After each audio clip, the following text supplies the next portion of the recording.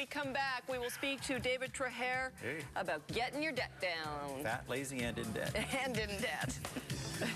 Not a good combination. No.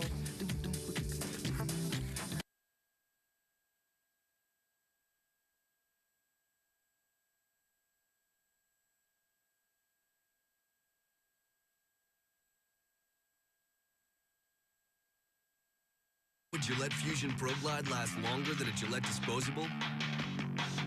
A Pro Glide cartridge lasts up to 5 weeks. Gillette Fusion Pro Glide combines our thinnest blades and a low-resistance coating for our most comfortable shave ever. Switch your Gillette disposable razor to Fusion Pro Glide. Then keep shaving for as low as $1 a week.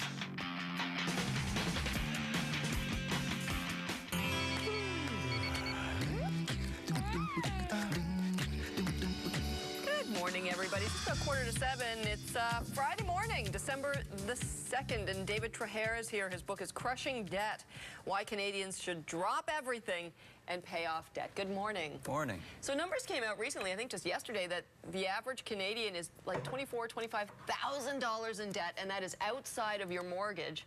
That seems like a staggeringly high number to me, but is it? Well, it is, because that is a statistic from one of the credit bureaus. There's two credit bureaus in Canada, Equifax and TransUnion, and this one's from TransUnion. The credit bureaus know how much debt we're in because that's their business. They track exactly the balance of all our credit cards, all our non-mortgage debt. And that's a statistic that they came out with a year ago. It was as high as 25,000. It's still just above 25,000, and that's each Canadian that uses debt has over $25,000 of consumer debt. You could argue that that's bad debt because it's not mortgage debt. What is it, credit cards, stuff like that? It's a combination of credit cards, lines of credit, car loans and leases, student loans are in there. So any of that kind of debt. Huge. Yeah. Tough, you know, when you're coming out of university, if you manage to go to university and you're already way behind the 8 ball. Yeah. I was listening to a call-in show once, and a person called in, and she had gone through a law degree, which is more than 4 years, it's a lot of years, and she had graduated with $150,000 of student loan debt. And she wasn't working for a big Bay Street firm or earning 6 figures. She was in a lower level legal job. And you know, you just wonder how many years is it going to take to pay that back. It's just decades, astounding. probably. Yeah, if ever, really.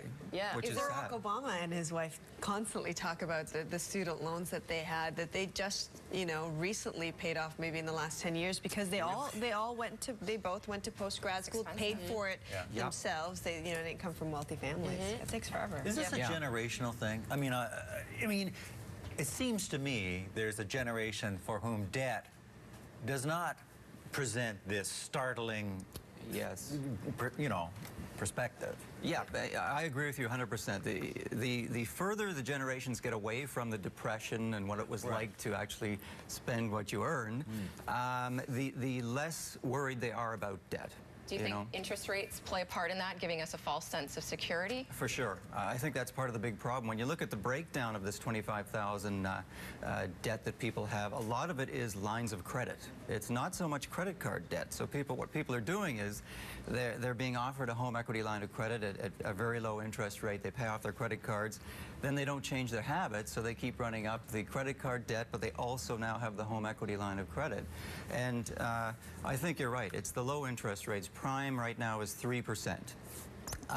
And over the last 30 years, it's only been lower than that in 2009, right after the 2008 meltdown, where it was 2.4%. So interest rates are literally at you know, historical lows, or very close to historical lows, and people, I think, are using that as an excuse not to worry about debt, and lines of credit are just going through the roof. But how do you start to dig out of that hole? Because you say here you should drop everything and pay off your debt, but I'm sure most people listening who are in debt think, I'm here for a reason, because I don't have the money to pay for it.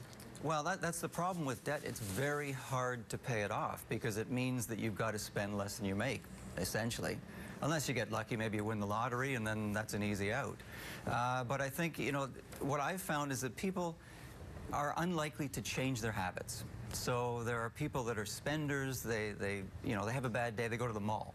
Then there are savers like myself. If I have a bad day, that would be the worst thing on earth I could do is go to the mall and spend something. I like to save money.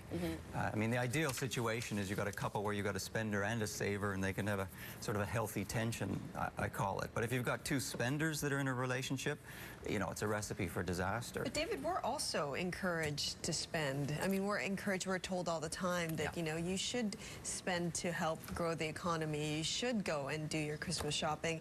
If you go to any college here in the city, I mean, there are credit card companies there soliciting students who obviously cannot pay for those. But it also does keep our economy moving, too. Well, it does, yeah. And this is actually one of the reasons why I wrote this book was because about this time last year, the middle of December, there was a big headline in the Globe and Mail about debt alert, and the article quoted Mark Carney, Governor of the Bank of Canada, and he was at that time telling people, look, during the holiday season here, watch it. Don't go out and spend too much. Watch your debt, because he and the government are worried about household debt levels. And I thought to myself, that is bizarre. A senior official telling Canadians to spend less.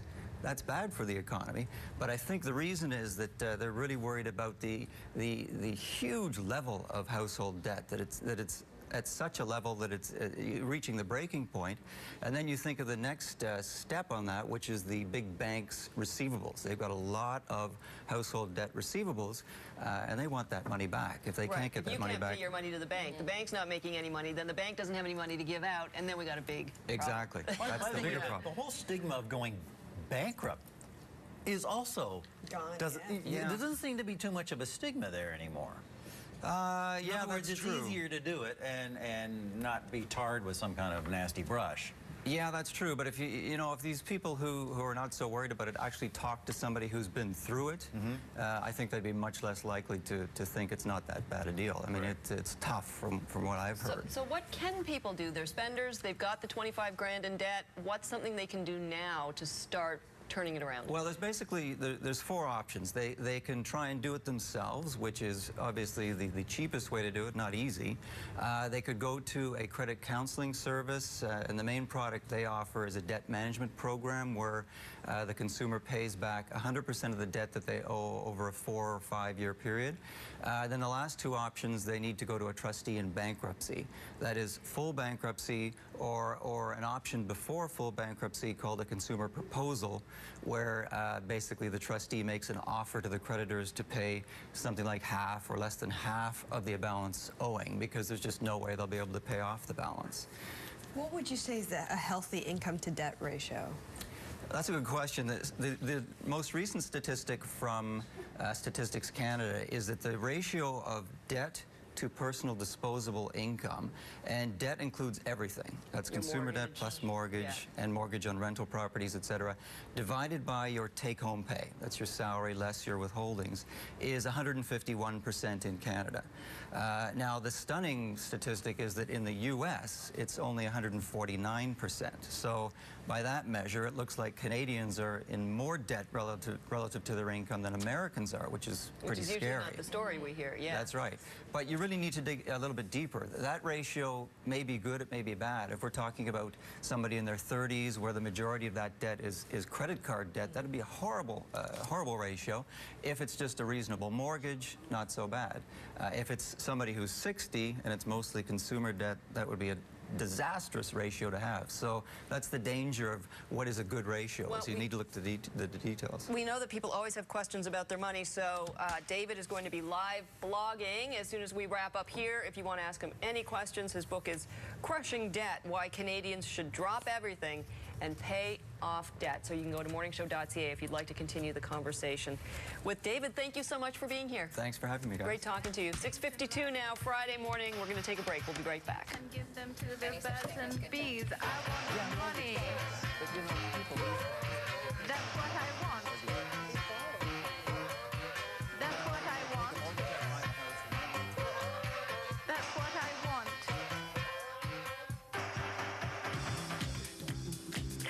I'm Kimberly Fowler, the Choppers driver for weather.